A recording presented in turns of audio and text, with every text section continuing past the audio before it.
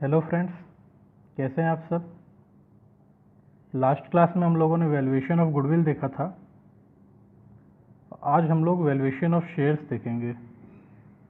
Valuation of shares calculate करते वक्त हमको लेटेस्ट गुडविल की ज़रूरत पड़ती है, कई क्वेश्चंस में आता है, तो लास्ट क्लास हमको यहाँ पे काम आ जाएगी। वैल्यूएशन ऑफ शेयर्स के दो बेसिस होते हैं, एक तो लिक्विडेशन बेसिस और non liquidation basis. Liquidation basis में इंट्रिंसिक वैल्यू मेथड होता है, नॉन लिक्विडेशन बेसिस में एक कैपिटलाइजेशन मेथड होता है और एक फेयर मार्केट वैल्यू मेथड होता है। अब कैपिटलाइजेशन मेथड में या तो आप ओवरऑल अर्निंग को कैपिटलाइज कर सकते हैं या फिर डिविडेंड को कैपिटलाइज कर सकते हैं। Earning capitalisation method and dividend capitalisation method. आइए हम लोग सबसे पहले इंट्रिंसिक वैल्यू मेथड देखते हैं।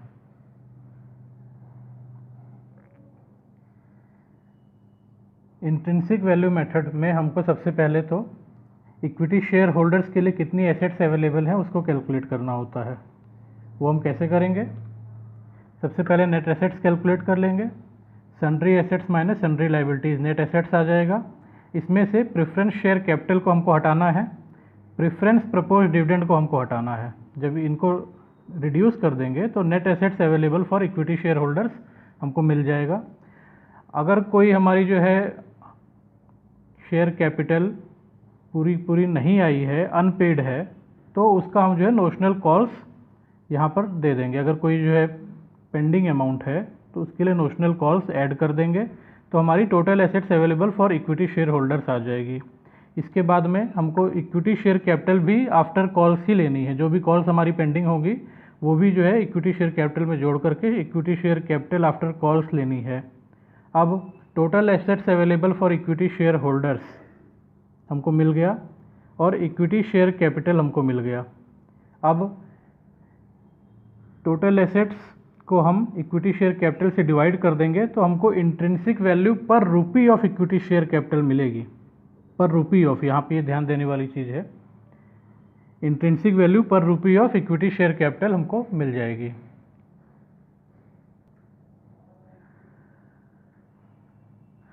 आइए देखते हैं, कुछ नोट्स हैं। इंट्रिंसिक वैल्यू को ही नेट एसेट्स वैल्यू भी कहा जाता है, ब्रेकअप वैल्यू पर शेयर भी कहा जाता है, नेट वर्थ पर शेयर भी कहा जाता है और बुक वैल्यू पर शेयर भी कहा जाता है। इंट्रिंसिक वैल्यू कैलकुलेट करते वक्त गुडविल हमको लेटेस्ट लेनी है, जो रिसेंटली वैल्यूड हुई होगी, मैंने आपको बताया ही था, और उसको जो है नॉन ट्रेड इन्वेस्टमेंट्स को हमको मार्केट वैल्यू पे इंक्लूड करना है, गुडविल कैलकुलेट करते वक्त नहीं। वैल्यूएशन ऑफ शेयर्स के लिए नेट एसेट्स कैलकुलेट करते वक्त हमको नॉन ट्रेड इन्वेस्टमेंट्स लेनी है। गुडविल जैसे हम करते थे कैलकुलेट, वैसे ही कैलकुलेट करना है। इंट्रिंसिक वैल्यू हम जब भी कैलकुलेट करते हैं, जो भी मैंने अभी मेथड बताया, वो एक्स डिविडेंड आती है। उसमें अगर हम डिविडेंड पर शेयर जोड़ देंगे तो हमारी कम डिविडेंड वैल्यू आ जाएगी। आइए अगला मेथड देखते हैं, कैपिटलाइजेशन मेथड। कैपिटलाइजेशन मेथड में पहला है earning capitalisation method. Earning capitalisation method में सीधा है, हम लोग अर्निंग को ही कैपिटलाइज करते हैं। अर्निंग कैपिटलाइज करने के लिए हम सबसे पहले कैलकुलेट करते हैं earning rate. Earning rate, normal rate of return normally हमको क्वेश्चन में दिया रहेगा, और नहीं दिया रहेगा तो जो उसके कुछ बेसिस दिए होंगे वो भी हम कैलकुलेट करना आगे सीखेंगे कि नॉर्मल रेट ऑफ रिटर्न हमको कैसे कैलकुलेट करना है। आइए देखते हैं अर्निंग रेट क्या होता है। अर्निंग रेट होता है earning attributable to equity share holders divided by equity share capital. अब earning attributable to equity share holders क्या होता है, पहले बता चुका हूँ। जो अर्निंग इक्विटी शेयर होल्डर्स को अल्टीमेटली मिलने वाली है, कैसे कैलकुलेट करेंगे? प्रॉफिट आपके पास है, ओवरऑल प्रॉफिट में से आप प्रेफरेंस शेयर होल्डर्स को जो देने वाला है वो हटा दीजिए। उसके बाद जो बचेगा वो इक्विटी शेयर होल्डर्स के लिए ही बचेगा।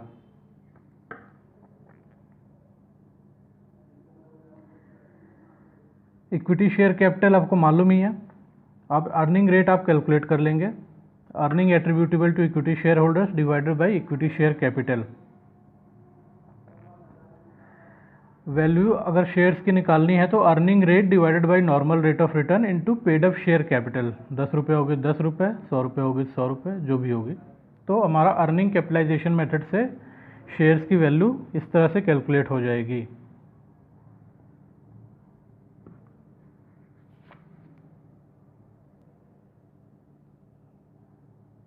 अगला है दोस्तों dividend capitalisation model. Dividend capitalisation model में कुछ ज़्यादा चेंज नहीं है, अर्निंग रेट की जगह हमारा डिविडेंड रेट आ जाएगा। Dividend rate divided by normal rate of return multiplied by paid up share capital.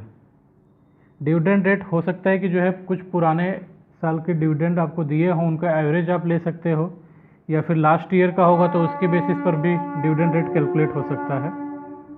अगला देखते हैं हम लोग fair value method. Fair value method में जो भी हमने पुराने मेथड पढ़े हैं, एक तो इंट्रिंसिक वैल्यू मेथड या फिर अर्निंग कैपिटलाइजेशन मेथड, इनका एवरेज होता है। तो फेयर वैल्यू मेथड में वैल्यू ऑफ शेयर्स कैसे निकलेगी? इंट्रिंसिक वैल्यू पर share plus earning capitalisation value पर शेयर डिवाइडेड बाय 2।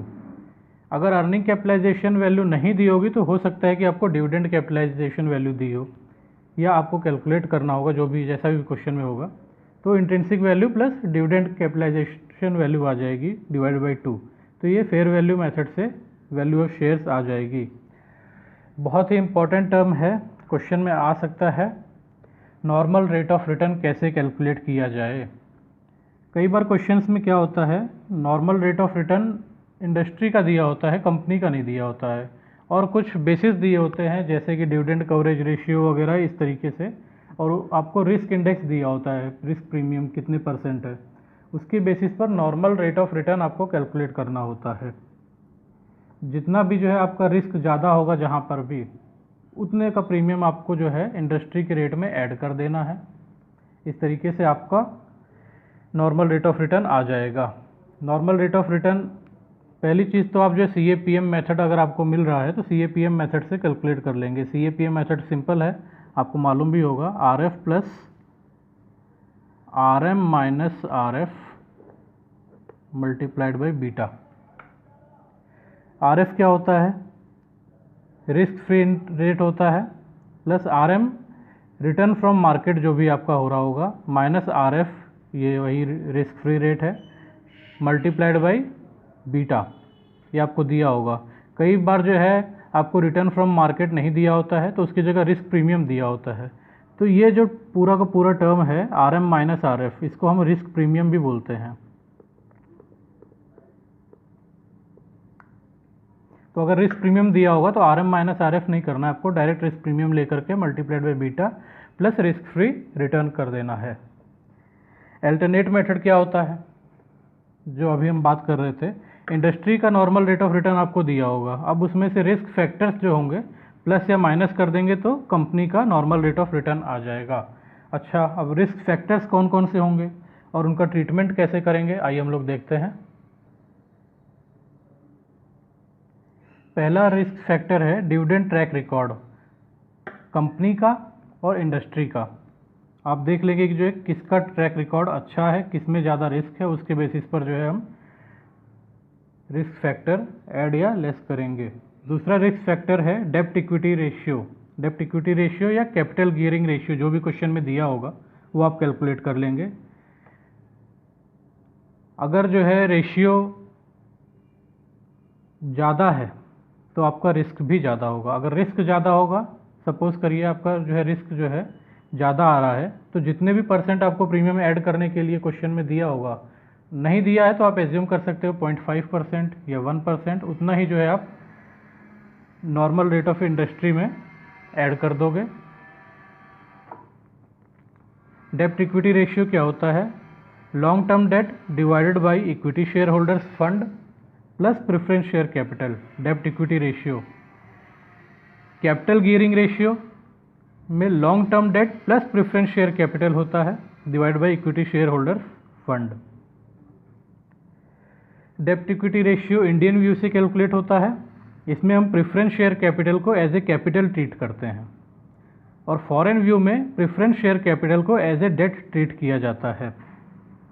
अब जो है इन रेशियो को जब आप कैलकुलेट करेंगे और इंडस्ट्री से कंपेयर करेंगे, तो अगर जो है आपका रेशियो जो है हाई है तो यानी कि रिस्क आपके में ज़्यादा है। अगर रिस्क ज़्यादा है तो उतना प्रीमियम आप जो है normal rate of return of industry में ऐड कर देंगे।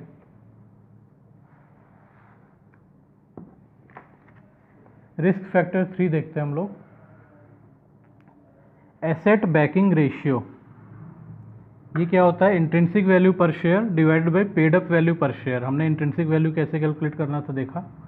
इंट्रिंसिक वैल्यू पर share divide by paid up value पर शेयर कैलकुलेट करेंगे तो उसके बाद हम कंपेयर करेंगे इंडस्ट्री से। अगर हमारा रेशियो कम है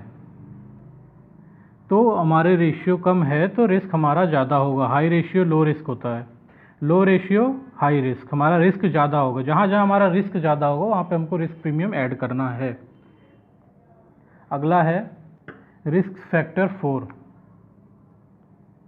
कवरेज रेशियो। कवरेज रेशियो में प्रेफरेंस डिविडेंड कवरेज रेशियो देखिए, profit after tax divided by preference dividend. Equity dividend coverage ratio में profit after tax minus preference dividend divided by equity dividend. इसमें भी अगर आपका जो है रेशियो लो है तो रिस्क ज़्यादा होगा। जहाँ जहाँ आपका रिस्क ज़्यादा होगा वहाँ वहाँ आपको risk factor, risk premium normal return of industry में ऐड करना है। अच्छा, प्रेफरेंस डिविडेंड कवरेज रेशियो में आप देख रहे होंगे प्रॉफिट आफ्टर टैक्स लिया गया है। इक्विटी डिविडेंड में profit after tax minus preference dividend लिया गया है। प्रॉफिट आपको जिसका भी आप जो है कवरेज रेशियो कैलकुलेट कर रहे हैं, प्रॉफिट आपको वो लेना है जो कि उसके लिए, सपोज करिए आप प्रेफरेंस डिविडेंड है, प्रेफरेंस शेयर्स के लिए जो प्रॉफिट आ रहा होगा वो आपको लेना है। प्रेफरेंस शेयर्स के लिए जो प्रॉफिट आ रहा होगा वो प्रॉफिट आपको लेना है। प्रॉफिट आफ्टर टैक्स पर ही प्रेफरेंस डिविडेंड दिया जाता है। उसके बाद में जो भी बचता है वो इक्विटी शेयर होल्डर्स का होता है। प्रॉफिट आफ्टर टैक्स में से अगर आप प्रेफरेंस डिविडेंड घटा देंगे तो profit after tax to equity आता है, वो इक्विटी डिविडेंड के लिए होता है। सपोज करिए आपको जो है कैलकुलेट करना है सैलरी कवरेज रेशियो, वो आप कैसे कैलकुलेट करेंगे? सैलरी के लिए जो भी प्रॉफिट होगा, सैलरी के लिए प्रॉफिट आफ्टर टैक्स तो होता नहीं है, तो profit before tax plus salary divided by salary paid या पेएबल, इस तरीके से सैलरी का कवरेज रेशियो कैलकुलेट होगा। तो इस तरीके से आप याद करेंगे तो आपको जो है याद भी रहेगा कवरेज रेशियो। जिसमें भी जो है रिस्क फैक्टर आएगा वो हम जो है जोड़ देंगे।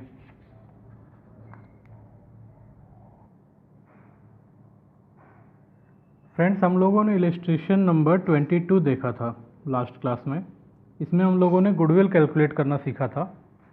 गुडविल कैलकुलेट करने के बाद इसमें हमको जो है इक्विटी शेयर कैपिटल भी कैलकुलेट करना है और फेयर वैल्यू मेथड से कैलकुलेट करने के लिए कह रहा है।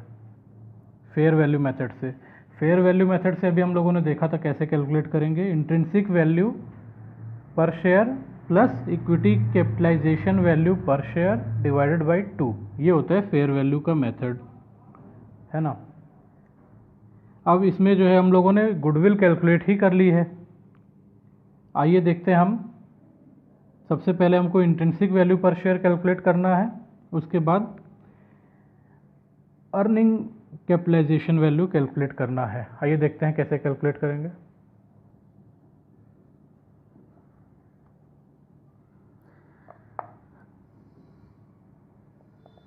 आइए देखते हैं friends, profit for equity share holders कैसे कैलकुलेट करेंगे।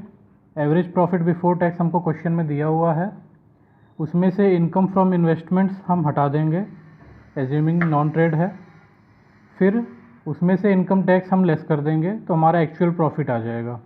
एक्चुअल प्रॉफिट में से हमने कहा था प्रेफरेंस डिविडेंड जो भी हमको देना है उसको हम रिड्यूस कर देंगे। अगर कुछ भी रिजर्व्स में हम ट्रांसफ़र कर रहे हैं तो उसको हम हटा देंगे, तो profit available to equity share holders हमको मिल जाएगा। अब नॉर्मल प्रॉफिट हम कैसे कैलकुलेट करेंगे ये हमने देख लिया था गुडविल कैलकुलेट करते वक्त। गुडविल हम कैलकुलेट कर चुके थे लास्ट क्लास में। कुछ क्वेश्चन में, इस क्वेश्चन में एरर भी है। ये आपका कॉर्पोरेट फाइनेंशियल रिपोर्टिंग में पेज नंबर 530 पर है क्वेश्चन। इसमें एरर भी थी, वो भी मैंने डिस्कस किया था आपसे।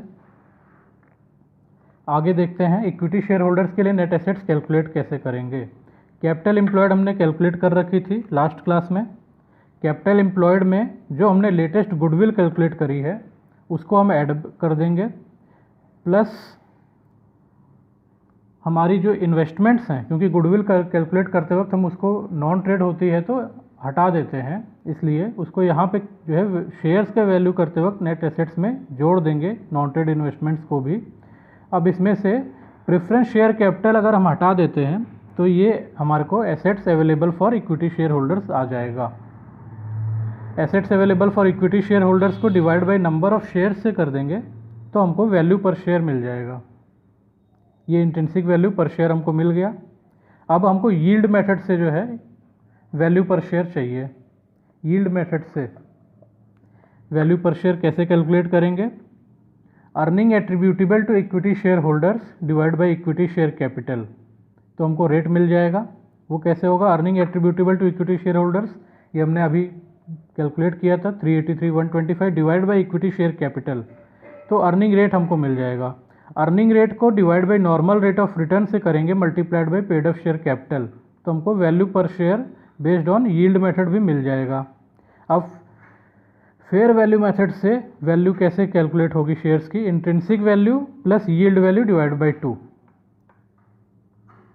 हमारा value of shares under fair value method आ जाएगा।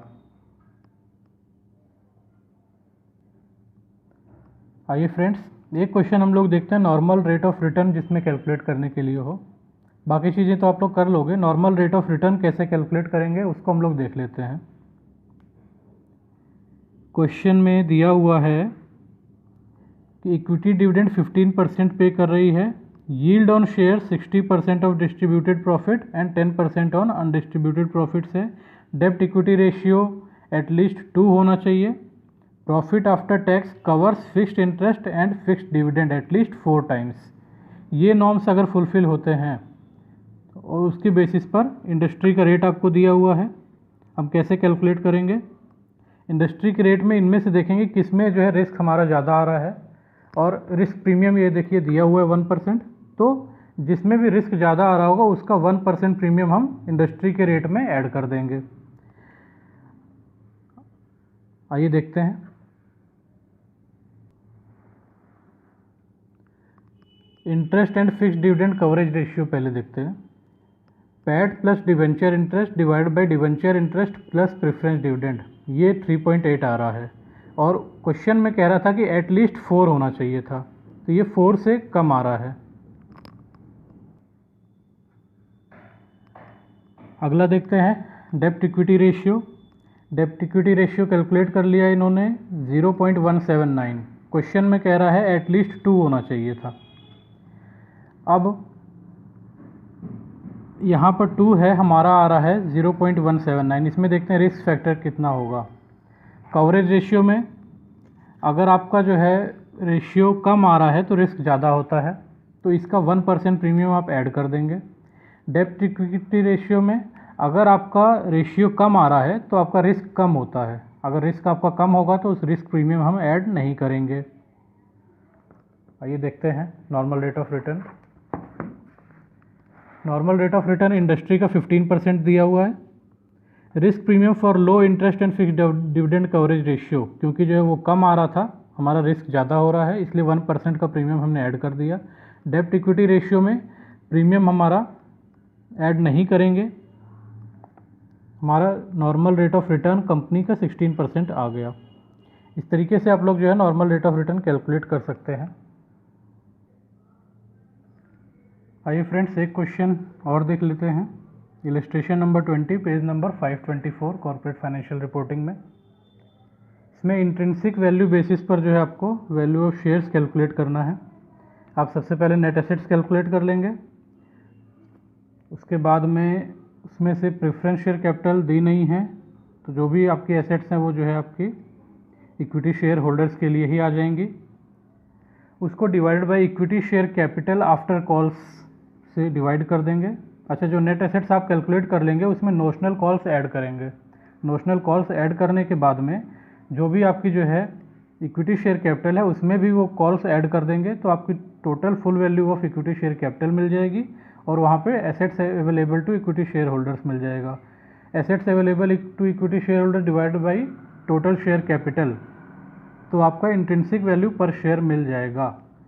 अच्छा, इसमें सबसे मेन चीज़ देखने वाली ये है कि जो फुल्ली पेड अप शेयर्स हैं उनकी तो वैल्यू डायरेक्ट आ गई, जो पार्टली पेड अप शेयर्स हैं उनकी वैल्यू कैसे कैलकुलेट होगी, आइए देखते हैं।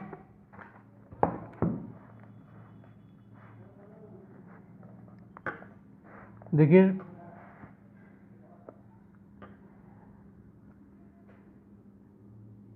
टोटल एसेट्स, उसमें से लाइबिलिटीज़ रिड्यूस कर दी, आपकी net assets available for equity share holders आ गई, उसमें नोशनल कॉल्स ऐड कर दी जो पार्टली पेड अप शेयर्स की थी, तो total assets available for equity share capital आ गई, इक्विटी शेयर होल्डर्स आ गई। अब इक्विटी शेयर कैपिटल जो भी आपकी थी फुल्ली पेड वाली ले ली, उसको डिवाइड कर दिया, इंट्रिंसिक वैल्यू पर रुपी ऑफ इक्विटी शेयर्स आ गई 2.58 आ गई। अब आपको देखना है कि जो है इंट्रिंसिक वैल्यू फुल्ली पेड के लिए 2.58 आ गई, पार्टली पेड 8 रुपीज़ था, उसको मल्टीप्लाइड बाई 2.58 कर देंगे तो पार्टली पेड अप का आ गया, और पेड अप वैल्यू 5 है तो उसको मल्टीप्लाइड बाई 2.58 कर देंगे तो आपका जो है अलग अलग आ जाएगा।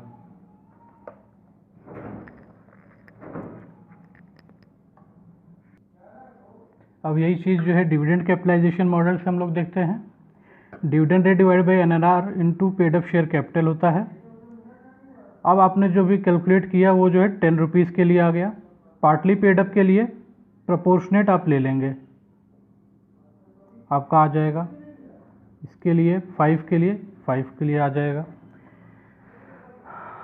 अब अर्निंग कैपिटलाइजेशन मॉडल से भी उसी तरीके से हम लोग कैलकुलेट कर लेंगे। ये पर रुपी आ गया, इसको मल्टीप्लाइड बाई 10 कर देंगे तो 10 के लिए आ जाएगा, मल्टीप्लाइड बाई 8 कर देंगे तो 8 के लिए आ जाएगा, मल्टीप्लाइड बाई 5 कर देंगे तो 5 के लिए आ जाएगा।